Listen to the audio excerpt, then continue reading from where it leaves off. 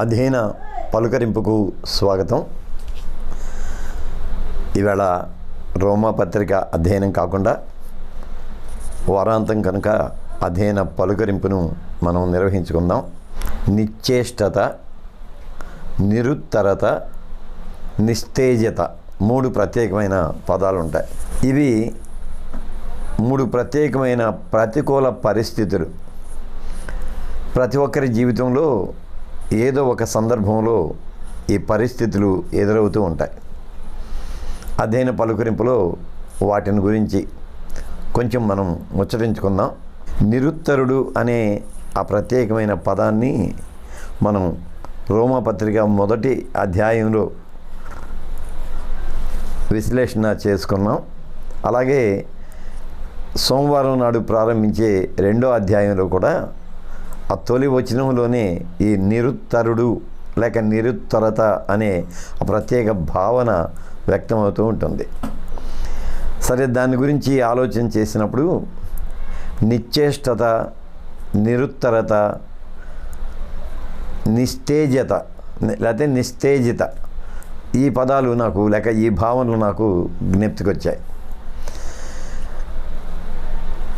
పైగా నిన్న సాయంకాలం నుంచి కూడా కొంచెం నిస్త్రాణగానే ఉంది. అంటే ప్రాణం బాగలేదు అంటాం కదా, అలాగా కొంచెం బలహీనంగానే ఉంది. అందుకని ఈ మూడు పదాలే కొంచెం ముచ్చటించుకుంటే బాగుంటుంది అనిపించింది. మళ్ళీ ఈ మూడు పదాలు ఊరికే మనం అలా విశ్లేషణ చేసుకుంటే అర్థవంతంగా ఉండదు. ఈ మూడు పదాలను లేక ఈ మూడు భావాలను ప్రభువారిని విచారించిన రోమా గవర్నర్ పిలాతుకు ఆపాదించుకొని కొంచెం సేపు మనం విశ్లేషణ చేసుకుందాం. పిలాతు ఎలా నిశ్చేష్టుడయ్యాడు, ఎలా నిరుత్తరుడయ్యాడు, ఎలా నిస్తేజితుడయ్యాడు, ఇది యేసు విచారణ సమయాన్ని పురస్కరించుకొని దాన్ని మనం చెప్పుకుందాం.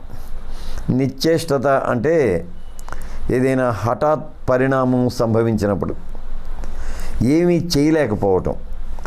చాలా పర్యాయాలు మనం మామూలు భాషలో ఈ మాట అంటాం, కాళ్ళు చేతులు ఆడటం లేదు, ఏం చేయాలో పాలు పోవటం లేదు అంటామే, ఏం చేయాలో తోచటం లేదు. దీనిని నిశ్చేష్టత అంటారు. సో ప్రభువారిని విచారించే క్రమంలో తొలుత పిలాతు నిశ్చేష్టుడై ఉంటాడా అని ఒక ఆలోచన నా మనసులో మెదిలింది. వెంటనే నేను చారిత్రక కోణంలోనికి వెనక్కి వెళ్ళాను. వెనక్కి వెళితే మళ్ళీ ఆ నాటకీయ పరిణామాలన్నింటినీ కూడా మనం మనసులో పెట్టుకుందాం. బైబిల్ని ఆధ్యాత్మిక కోణంలో నుంచి, విశ్వాస కోణంలో నుంచి మాత్రమే కాకుండా మరింతగా దానిని గ్రాహించేసుకోవడానికి చారిత్రక అసాంస్కృతిక నేపథ్యాలన్నింటినీ కూడా మనం పరిగణలోనికి తీసుకోవాలి. ఆదివారం నుండి వరుసగా జరిగిన పరిణామాలు, ఆ తర్వాత యెరూషలేము రోమా గవర్నర్ నిత్య స్థావరం కాదు, రోమా గవర్నర్ యొక్క హెడ్ క్వార్టర్ కాదు, అది కాదు, పిలాతు యొక్క హెడ్ క్వార్టర్ కాదు, అది క్యాంప్ ఆఫీస్ అయి ఉంటుంది. ఖచ్చితంగా క్యాంప్ ఆఫీస్ అయి ఉంటుంది. కారణం ఏంటంటే పస్కా పండుగ సమయాన యూదయ, గలిలయ ప్రాంతం నుండి, తర్వాత చెదిరిపోయిన ఆయా ప్రాంతాలన్నింటి నుండి యూదులు ఆ పండుగలో పాల్గొనేందుకు వస్తారు కనుక మంచి బందోబస్తు చేయాలి, చాలా మంచి బందోబస్తు చేయాలి.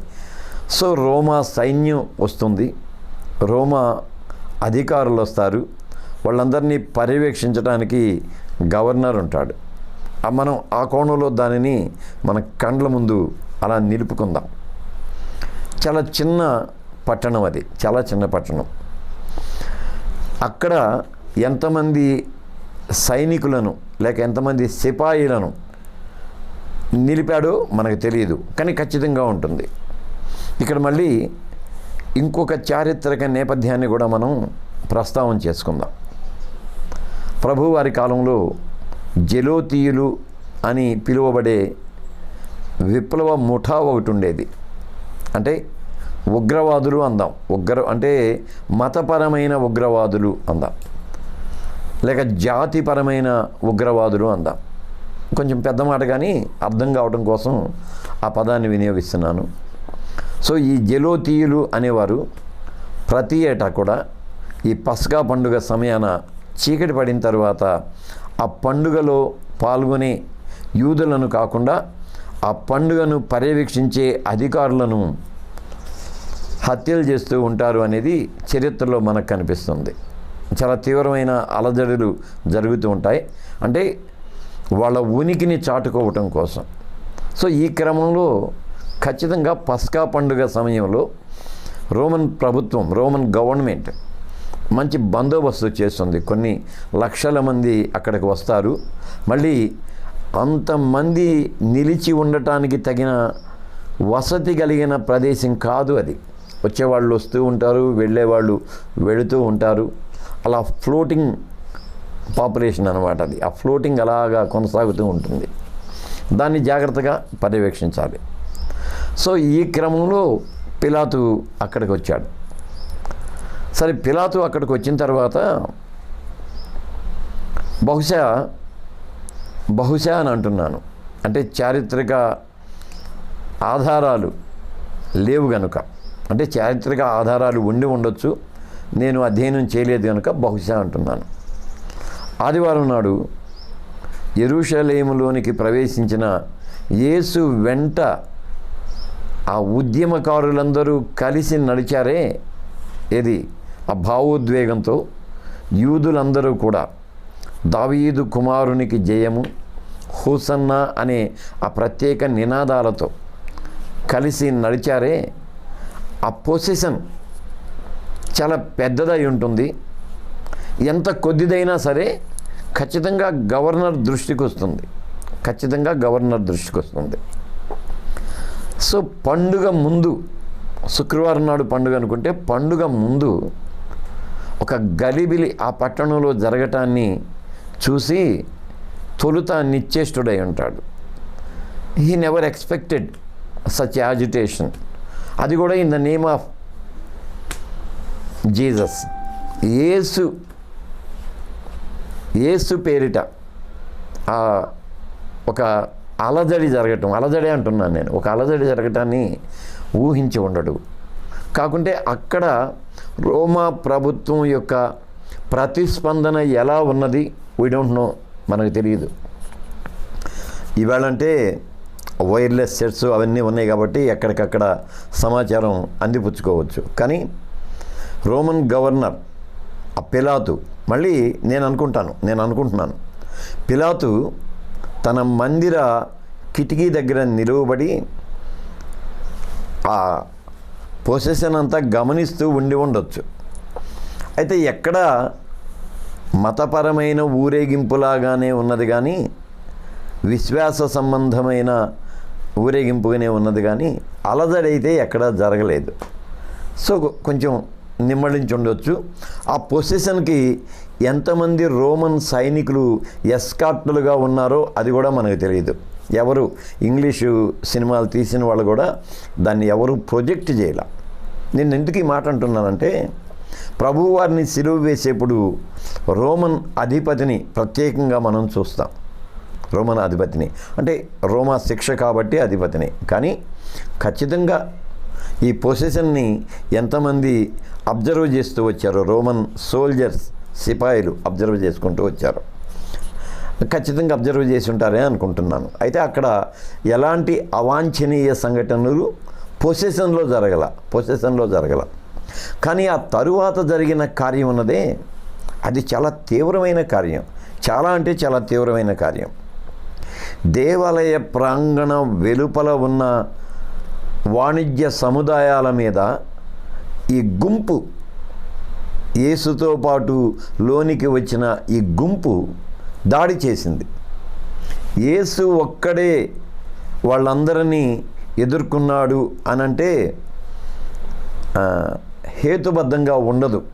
అంటే ఆయన కొరడాలతో వాళ్ళని కొట్టాడు, నెట్టివేశాడు, గువ్వలను పావురాలను విడిపించాడు, చిల్లర మార్చుకునే వారి బల్లలు కూలద్రోశాడు. బట్ ఖచ్చితంగా ఆయన వెంట వచ్చిన ఆ మాబ్ ఉంటుంది, అక్కడ ఒక గలిబిలి ఖచ్చితంగా జరిగింది. సరే, దాని పట్ల రోమా ప్రభుత్వ లేక గవర్నర్ యొక్క ప్రతిస్పందన ఎలా ఉంటుంది అది కూడా మనకు తెలియదు. మళ్ళీ దానికి సంబంధించి ఒకవేళ రోమా గవర్నర్ అక్కడే ఉన్నాడు కనుక యూదుల మత పెద్దలు, సన్హెడ్రిన్ సభవారు, ప్రధాన యాజకులు వీళ్ళు ఏమైనా ఫిర్యాదు చేశారా అంటే అలాంటి దాఖలాలు లేవు, చేయాల్సిన అవసరం లేదు. ఎందుకంటే అది మతపరమైన వివాదం కనుక మతపరమైన వివాదాలను విచారించుకునే ఆ స్వయం ప్రతిపత్తి వారికి ఉన్నది కనుక అలాంటిదేమీ జరగలేదు. బట్ ఒక గలిబిలి జరిగింది అనే ఆ విషయం మాత్రం ఖచ్చితంగా రోమా గవర్నర్ దృష్టికి అయితే వెళ్ళుంటుంది, ఖచ్చితంగా వెళ్ళుంటుంది. అయితే ఎలాంటి అవాంఛనీయ సంఘటనలు జరగలేదు కనుక దాన్ని అంతటితో ఆపివేశారు. సోమవారం అయింది, మంగళవారం అయింది, బుధవారం అయింది, గురువారం రాత్రి ఈ అరెస్ట్ జరిగింది. ఏది మతపరమైన అరెస్ట్. రాత్రి అంతర్గత విచారణ జరిగింది. శుక్రవారం ఉదయాన్నే యేసును నిందితునిగా, నేరస్తునిగా పిలాతు ముందు నిలువబెట్టినప్పుడు ఖచ్చితంగా పిలాతు నిశ్చేష్టుడై ఉంటాడు. ఆదివారపు ఉదయపు వేళ కొన్ని ఎంతమందో మనకు తెలియదు, ఒక పెద్ద గుంపుతో విజయోత్సవంతో ఆనందంగా ప్రవేశించిన ఇతడు, ఈ నజరేయుడైన యేసు 5 దినాలు గడిచేసరికి నిందితుడిగా, నేరస్తుడిగా మళ్ళీ అదే దేవాలయ అధికారులు, ప్రధాన యాజకుల చేత తీసుకొని రావడి తన ముందుకు వచ్చాడు. ఖచ్చితంగా నిశ్చేష్టుడై ఉంటాడు, ఖచ్చితంగా నిశ్చేష్టుడై ఉంటాడు. అంటే అసలు ఏం అర్థం కాల ముందు. ఆ అర్థం కాని క్రమం అతని విచారణలో మనం చూస్తాం. నాతో మాట్లాడవా, నిన్ను విడిపించడానికి నాకు అధికారం ఉన్నది, సత్యం అంటే ఏంటి అంటే ఆ కన్ఫ్యూజన్ ఉందే, విచారణకు సంబంధించిన ఆ కన్ఫ్యూజన్ అతని నిశ్చేష్ట స్థితిని చాలా స్పష్టంగా బహిర్గతం చేస్తుంది. అది పరిస్థితి. ఆ తర్వాత నిరుత్తరత అంటే నో ఎక్స్క్యూజ్ అని ఉంది ఇంగ్లీష్లో. అయితే నిరుత్తరత అంటే నో ఎక్స్క్యూజ్, ఇంకా జవాబు చెప్పడానికి ఏమీ లేదు, తప్పించుకోవడానికి ఏమీ లేదు. అది నిరుత్తరత అనే పదం మనం రోమాపత్రిక తొలి అధ్యాయంలో చూచాం. రేపు సోమవారం నాడు 2వ అధ్యాయం ఆ మొదటి వచనంలోనే ఈ పదాన్ని చూస్తాం, నిరుత్తరత అనే పదాన్ని.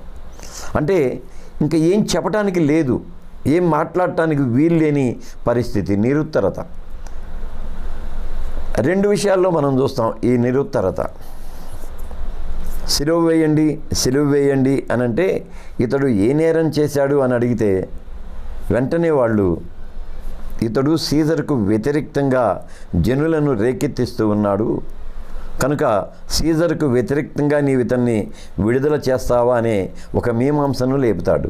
నిరుత్తరత. ఇంకా ఏమి అంటే యేసు పిలాతు దృష్టిలో ఒక అనామకుడు. నన్ను క్షమించాలి ఈ మాటలు వినియోగిస్తున్నందుకు. పిలాతు దృష్టిలో ఒక సామాన్యుడు, ఒక చిన్న గుంపును తీసుకొని, అదే ఫస్ట్ టైం అయి ఉంటుంది అలా వెళ్ళటం. ఎందుకంటే అంతకుముందు 2-3 సార్లు దేవాలయానికి వచ్చిన ఆ పస్కా పండుగలో పాల్గొన్న అక్కడ ఏమీ మనకు తెలియదు. కానీ ఫస్ట్ టైం ఒక యవ్వన బిడ్డ, ఒక 33 ఇయర్స్ జ్యూ కొన్ని వందల మందిని వెంట పెట్టుకొని ఒక గుంపుగా బయలుదేరి వస్తే స్లోగన్స్ చెప్పుకుంటూ ఫస్ట్ టైం అలా చూచాడు. వెంటనే 5 దినాల తరువాత తన ముందున్నాడు. ఇతని కోసం తను సీజర్కి వ్యతిరేక్తం కావాలా? నిరుత్తరత. అతను అమాయకుడిగా కనిపించిన, అతను నిర్దోషిగా తనకు అనిపించిన ఏమీ చెప్పలేని పరిస్థితి. ఆ నిరుత్తరతని అక్కడ మనం చూస్తాం. మరొకసారి కూడా అతను ఆ నిరుత్తర పరిస్థితిని ఎదుర్కోవటాన్ని మనం చూస్తాం. ఏంటంటే బరబ్బాను తీసుకొని వచ్చి, బరబ్బాన యేసున వీరిరువురిలో ఎవరిని నేను విడుదల చేయాలి మీకోసం అంటే ఎంత చక్కగా కేకలు వేస్తారు. బహుశా పిలాతు యేసును విడుదల చేయండి, బరబ్బా తీవ్రవాది, ఉగ్రవాది, అతడు మతమౌఢ్యవాది, పైగా బందిపోటు అనే ఒక ముద్ర ఉన్నది కనుక అతన్ని అలాగే ఉంచి యేసుని విడుదల చేయండి అని ఈ సామాన్య ప్రజలు కోరుకుంటారని బహుశా పిలాతు అనుకొని అతన్ని తీసుకొని వచ్చి అంటాడు. కానీ ఆశ్చర్యమైన రీతిగా, అనూహ్యమైన రీతిగా అతన్నే విడుదల చేయండి అని కేకలు వేశారు. ఖచ్చితంగా నిరుత్తరుడై ఉంటాడు, ఇంకేం లేదు, నో ఎస్కేప్. ఇతను అడిగాడు, వాళ్ళు చెప్పారు, వదిలిపెట్టక తప్పదు. నో, నేను యేసునే విడుదల చేస్తాను అని అంటానికి వీల్లేదు. నిరుత్తరమైన పరిస్థితి. ఇక్కడ నిరుత్తరమైన పరిస్థితి దాపురించడానికి కారణం ఏంటంటే రోమీలు ఆర్థికపరమైన, రాజకీయపరమైన కారణాల రీత్యా జాతిని, జనాంగాన్ని ఇబ్బంది పెట్టేవాళ్ళు, లేకపోతే ప్రత్యర్థులుగా పరిగణించేవాళ్ళు. కానీ మతపరమైన విషయాల్లో వాళ్ళు తొలుత ప్రత్యర్థులుగా పరిగణించాల. ఈవెన్ మనం కొరింథీ తుది పత్రికలో చెప్పుకున్నామే, క్లాడియస్ రోములో ఉన్న యూదులందరినీ వెళ్ళిపోమని అనటానికి కూడా వాళ్ళ మధ్య ఉన్న అంతర్గత పోరాటమే సంప్రదాయ యూదులకు, మళ్ళీ క్రైస్తవ విశ్వాసంలోనికి ప్రవేశించిన యూదులకు మధ్య తలెత్తిన ఆ విభేదాలను సమసిపోజేయటం కోసం యూదులందరినీ రోమ్ విడిచి వెళ్ళమని ఆదేశాలు ఇవ్వటాన్ని మనం చూస్తాం. అయితే వెళ్ళిన వాళ్ళంతా క్రైస్తవులే, సంప్రదాయ యూదులు అలాగే ఉన్నారు. ఇక్కడ ఇంకొక విషయాన్ని కూడా మనం పలుకరింపులో చెప్పుకుందాం. పలుకరింపు కాబట్టి మామూలు విషయాలన్నీ చెప్పుకుందాం. యూదా మత వ్యవస్థ లేక యూదా మత వ్యవస్థ ప్రతినిధులు సామాన్యమైన వాళ్ళు కాదు. ఒకసారి ఒక స్వర్ణ దేవాలయాన్ని, సొలొమోను దేవాలయం అని మనం అంటాం, కానీ స్వర్ణ దేవాలయాన్ని మనసులోకి తెచ్చుకుందాం. మనసులో కూడా దాని రూపు మనకు తెలియదు. సొలొమోను నిర్మిత దేవాలయం, అతను వాడిన బంగారం దానికి ఎంత ఖరీదవుతుంది ఈవేళ అని నేను ప్రొద్దున గూగుల్ చేస్తే 1,00,000 కోట్ల రూపాయలు అవుతుందంట ఇవాళ, కేవలం బంగారం మాత్రమే. మీరేం చేయొచ్చు అంటే గూగుల్లో చాలా స్పష్టంగా ఉన్నాయి, చాలా వివరాలు ఉన్నాయి దాంట్లో. మినిమం 1,00,000 కోట్ల రూపాయల, 1,00,000 కోట్ల పౌండ్స్, రూపాయలు కాదు, 1,00,000 కోట్ల పౌండ్స్. పౌండ్ అంటే 80 అలా ఉంటుంది అనుకుంటాను అనమాట. అంటే 80 లక్షల కోట్ల బంగారంతో ఆ దేవాలయాన్ని కట్టారు. సరే, అది డిస్ట్రాయ్ అయింది, కానీ మళ్ళీ హేరోదు దాన్ని నిర్మించాడు. అయినా అది స్వర్ణ దేవాలయంగానే పరిగణించబడుతుంది.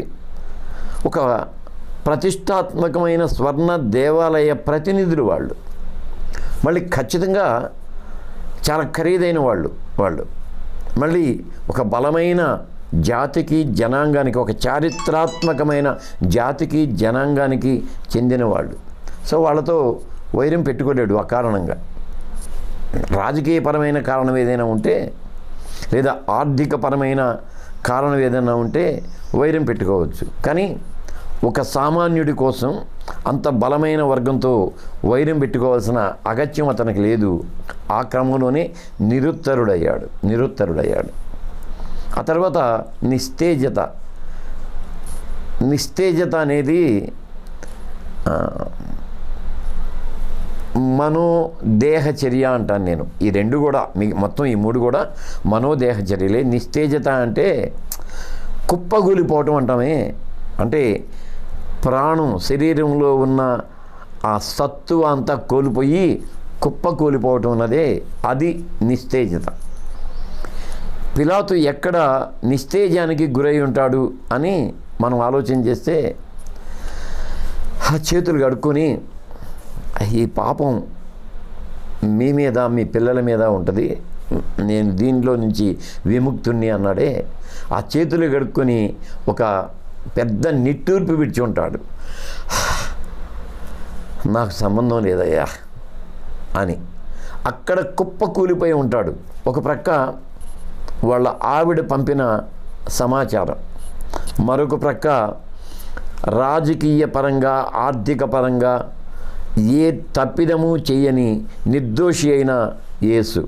మరొక ప్రక్క బలమైన సామాజిక వర్గము, బలమైన ఆర్థిక పునాదులు కలిగిన యూదా జాతి. వీళ్ళందరి మధ్య నిస్సహాయుడై, నిస్తేజుడై చేతులు కడిగేసుకొని ఉంటాడు.